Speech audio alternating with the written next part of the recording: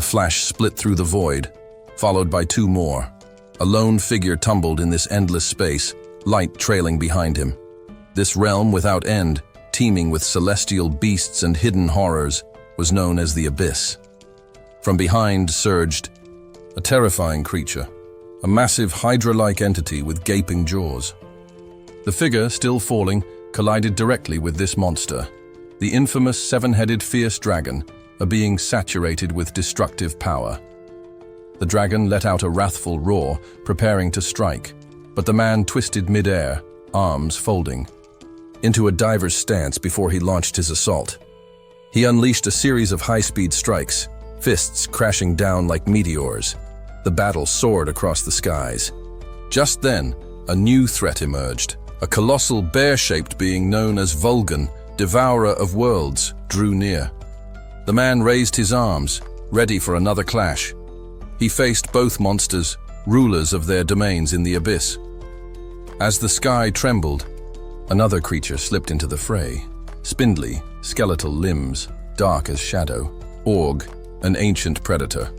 Threads of red magic tangled around Vulcan and Org, binding them.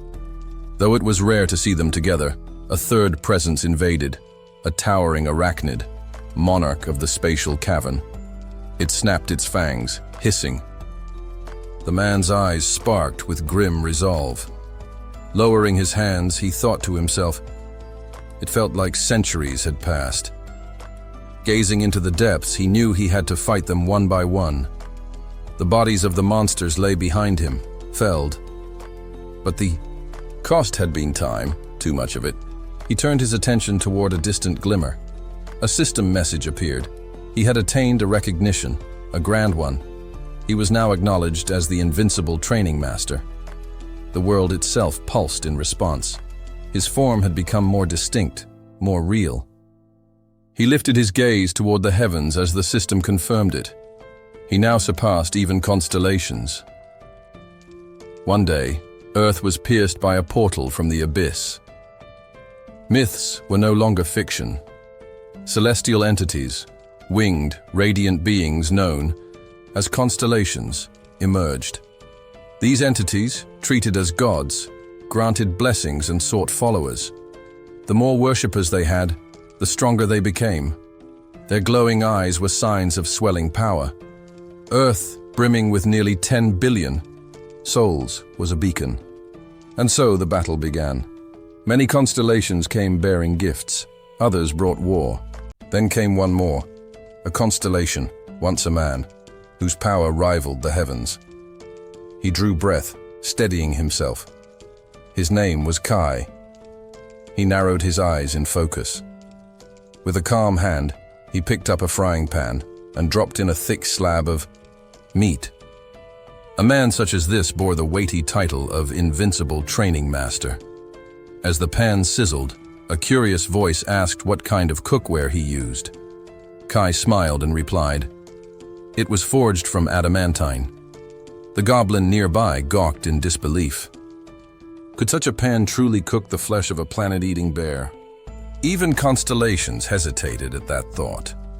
The goblin squinted, pointing at the shimmering oil coating the meat. What was this ingredient?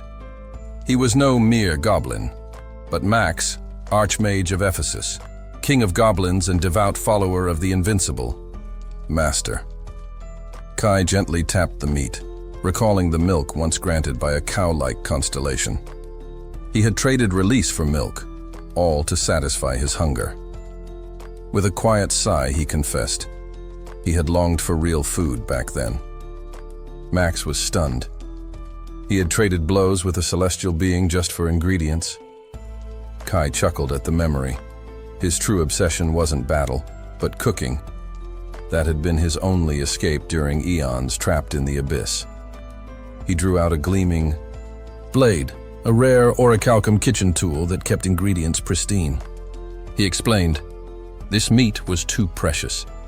It was his first real meal in over 300 years. He deserved a feast. Max trembled with realization.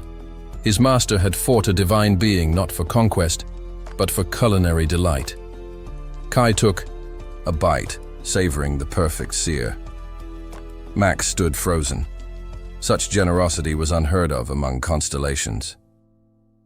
When Kai offered a piece, Max hesitated, overwhelmed, yet full of gratitude. The goblin took a forkful and placed it in his mouth. Instantly, radiant light burst from his eyes and lips. The system chimed in. He had consumed steak from a celestial beast. Flames flared in his palms. The system continued. Adamantines. Unique properties had preserved the umami within the meat, enhanced by magic. Waves of power surged from Max. The oil used, a gift from a mystical constellation, amplified the meat to a divine level. The spell circle beneath Max expanded, unlocking a fresh mana circuit. He nearly collapsed in delight, laughing like a madman. He named the dish the greatest he had ever tasted. Kai blinked, stepping away. He couldn't understand the goblin's kind. Their reactions always baffled him. He sat back, settling on a jagged rock, eyes drifting upward. The stars shone brightly overhead, he murmured. He missed Earth. Elsewhere on Earth, someone grunted beneath a barbell. The past, murky and distant, revealed a time long before Kai was revered. There, struggling under heavy weight, a young Kai trained. When asked why, he had only one answer. He wanted to become stronger. A nearby teacher, unimpressed, placed a textbook on his hip, saying this was a Korean lesson, not a gym. Another told the teacher to give up on the boy, like the others had. Kai back then had been ordinary, a human, a student, before he became something more, before he became the invincible training master. Kai trained endlessly in his room, relentlessly lifting weights. From a young age, he was consumed by the idea of becoming stronger. On the wall above him hung a weathered skull, a grim reminder of his past. As an orphan with no one to lean on, he had long ago decided that strength was his only protection. He heaved the barbell into the air again, sweat trickling down his face, his muscles burning. Training day in and day out, he pushed himself beyond human limits. Taking a brief pause, Kai lowered the bar and let it rest on his chest. Back then, he was ranked C+ as a hunter, one of many who took up arms against the threats spilling from the abyss. Hunters were regarded as modern warriors, noble figures who fought monsters and raided dungeons to protect humanity. There was glory in the work, and riches too. Monster cores, rare items, and powerful relics from the depths tempted many. Kai had nothing tying him down. With no family and no fears left to conquer, becoming a hunter had felt like the only choice. Sitting, nearby on a creaky chair, Bill observed the young man with concern. "Hey, maybe you should chill a bit," he said, watching Kai's drenched figure. He was breathing heavily, not from exhaustion, but from sheer intensity. Bill frowned. "You're really thinking of charging into a B-rank dungeon? We're barely surviving C ranks." Tilting his head, Bill continued, "Even the lower-tier dungeons are brutal. People die in there. And B ranks? They chew hunters. Up." His voice dropped. "Artifacts, martial arts, magic, it's all great. But none of it matters if your body breaks first. We're only human." Kai stared blankly at the floor, his silence weighty. Bill sighed, rubbing his face. "You can't just keep diving headfirst into hell. What's driving you? You don't care if you die? Don't you have a girlfriend? Or someone waiting?" Kai opened his inventory, then quietly said, "We broke up." Bill blinked, stunned. "Really? That's a shame. What happened?" Kai stretched his arms, trying to brush it off. "I told her I didn't have time for dates. I was focused on training. She told me to go date a monster instead. That was that," Bill groaned, dragging his hand down his face. "You're hopeless, man." Suddenly, the ground shook violently. A monstrous presence was approaching, one so massive it felt like the very air was cracking. The other hunters shouted warnings, but Kai remained calm, turning to face the beast. With a composed breath, he slipped into his stance and launched forward. His punch collided with the monster's chest, sending a shockwave outward as the fierce battle unfolded. Nearby hunters whispered among themselves. Martial artists like him, tough guys, yeah, good for tanking. But when it comes to real damage, mages win every time. Kai ducked, then landed a blow to the monster's jaw. One hunter asked, "Why'd he even choose fist fighting?" Another replied, "We found a martial arts scroll in a dungeon. No one cared. Everyone's after magic these days." But Kai, he picked it up and started training like crazy. Kai stood over the fallen monster. Whatever others said didn't matter. He had no regrets. Martial arts wasn't flashy or easy, but every inch of strength it gave was earned, not gifted. He raised his leg in a swift arc, then lunged forward, again, burning with the urge to improve. Later, deep into the night, Kai checked the time and sighed. Still not enough. He sat in the corner of his room, body trembling with fatigue. He'd clawed his way to C+ through pure discipline, but there were still others ahead of him. Leaning back against the wall, he closed his eyes, yet even in sleep, his body trained, moving through strikes and forms. Suddenly, a voice echoed in the darkness. "Even now, you're training?" Kai lashed out in a reflexive knee strike. A humanoid figure emerged, cloaked in radiant light. "Are you awake? Or just dreaming?" the stranger asked. Kai shook his head. "Doesn't matter. If it helps, I'll call it spiritual training." Light fell across half his face as he turned to the voice. A being stood before him, tall, long-haired, eyes hidden beneath bandages. The entity addressed him respectfully. "Mr. Kai." Kai squinted. "Who are you?" "I am Themis," she replied softly.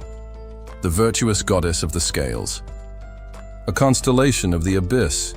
He shielded his eyes from her glow, his body tense. "I'd like to make you an offer," she said. He blinked in confusion. "All right," he answered, far too quickly. Themis tilted her head, surprised. "No questions?" "Just one," Kai replied. "Will I become stronger if I accept?" A smile curled across her lips. "Yes," she said, hand brushing her face. "That's what I'm offering." Kai gave her a sincere nod. "That's all I need to hear." Suddenly, the air lit up around them in a warm, glowing storm. Kai looked upward and asked, "Why me? There are hunters out there stronger, more famous." Themis raised her hand, gathering the light into her palm. "I already told you who I am," she said. "As the goddess of the scales, I see all possibilities, including the future." Her hand dimmed, then released a storm of light. Within it appeared terrifying visions, monsters of immense size devouring Earth. "An apocalypse is coming," she said, "and it will be unlike anything the world has seen. Creatures like Org and others, dark constellations, would come not to test Earth, but to destroy it." She painted a future where humanity's current struggles would seem like nothing. Beneath her, the image of a burning red planet spun into view. "You," she said, "are the key to stopping this future." Kai stared, breath caught. The goddess drifted closer. "With me, you'll grow stronger. I'll make sure of it." Kai's eyes widened, his mouth slightly open. For the first time in a long while, something beyond training filled his vision, a path forward, guided by the divine. When the virtuous goddess of scales softly warned him that the road ahead would be paved with relentless, punishing, and almost inhuman training, she did so with a shaky smile. Beneath that calm exterior, however, she was quietly terrified. Her anxiety only grew with each passing moment. She had never imagined that someone would actually accept such a harsh, one-sided deal so readily. A nervous chill swept down her spine as she realized she was dealing with someone far beyond normal reasoning. With a subtle motion, she stretched out her arms as if to embrace the weight of her own words, her voice gaining clarity as she elaborated. Through this arduous training, Kai would eventually become her chosen avatar. She gently pressed her fingers together in a solemn gesture. Kai, watching her with growing curiosity, didn't know what to make of her trembling lips and hesitant offer. Even though she extended her hand to seal the pact, doubt flickered in her eyes. This sort of proposal had no precedent. It was unbalanced, unfair, and entirely irrational. Kai grumbled about the overwhelming burst of light that had accompanied her earlier appearance, shielding his face with his hand. Becoming the avatar of a constellation was no simple feat. It meant surrendering parts of your soul, binding it to a celestial entity, and living within its invisible constraints for eternity. Still, the glowing orb in her hand shimmered with undeniable promise, and Themis offered it to him, promising extraordinary strength and powerful magic. Without delay, she reiterated her proposal, urging him to become her avatar and accept the bond. She explained that, just as multiple constellations might compete for a single human vessel, there were limited opportunities to claim one, and many of the other constellations were far less patient or kind. They locked eyes in quiet acknowledgement of this widely known truth among hunters. Kai's face lit up with interest as he asked, almost eagerly, what sort of training she meant. He wasn't exactly a renowned hunter, and no one had ever fought over him after all. Themis summoned a massive golden scale behind her and revealed that she had created a dedicated training domain for him within the abyss itself. She added, almost as an afterthought, that time flowed differently there. A few days on Earth might feel like centuries inside. Kai's jaw slackened in disbelief as she continued, explaining that he'd have to endure this training in complete isolation, potentially for dozens or even hundreds of years. She calmly informed him that once the training began, he wouldn't be allowed to back out or return until it was complete. The color drained from Kai's face. A shiver went through him. This is just like that one room in Dragon Ball, he muttered, half laughing, half panicking. When she tilted her head, not understanding the reference, he clenched his fist and told himself this was all for the best. After all, hadn't countless famous hunters become powerful after forming bonds with constellations? But deep down, he sensed something was off. Still, he forced a smile and convinced himself that this level of suffering must be standard. Other avatars must have endured it too. But the truth was, most of them had grown strong before forming. Their contracts. Themis unfolded her arms slowly and admitted that she knew she was demanding the impossible. What she was asking wasn't just difficult, it was cruel. But before she could even give him time to think, Kai nodded with quiet determination. She blinked in surprise. She had been planning to grant him a full week to decide. The goddess grew uneasy. "Are you absolutely certain?" she asked. "You don't want more time to consider?" Kai met her gaze without flinching. "There's nothing for me to reconsider. I don't have anything tying me to this world. All I ask is to leave behind a letter." His voice was steady, not because he had thought it through, but because his desire to grow stronger outweighed every doubt. And if becoming powerful would help save the world, then that was a bonus. Themis lowered her arms, visibly stunned by his sincerity. Silence hung in the air until Kai called out to her again. The goddess dabbed her eyes with a small handkerchief, her emotions catching up with her. She confessed in a fragile voice that she had once been afraid the humans of Earth were too selfish, too consumed by greed. But Kai had proven her prophecy right for once. Kai instinctively shielded himself from the surrounding light as the goddess created a portal above them. Something fractured in the air, breaking apart like shattered glass. He stared in disbelief, his body frozen as she reminded him to focus, only on the letter he wished to leave behind. She would take care of delivering it. He stepped toward the swirling vortex. The portal pulled gently at his fingers first, then the rest of his body.